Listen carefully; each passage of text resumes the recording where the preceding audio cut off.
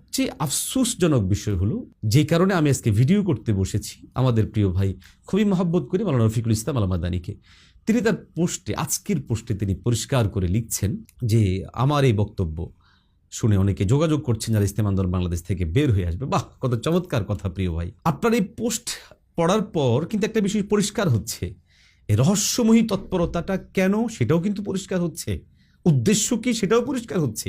এখানে হক প্রকাশ উদ্দেশ্য না, অথবা এখানে ভিন্ন কোনো জিনিস আপনার অবশ্যই উদ্দেশ্য রয়েছে, আর সেটা হচ্ছে ইসলামী আন্দোলন বাংলাদেশ থেকে লোকদেরকে বিমুখ করা। মনে রাখবেন, শুধুমাত্র অপবাদ দিয়ে অথবা নিজের মন গড়া কোনো কথা বলে একটি শক্তিশালী সংগঠন থেকে, আদর্শিক সংগঠন থেকে কাউকে দূরে সরানো অত সহজ নয়।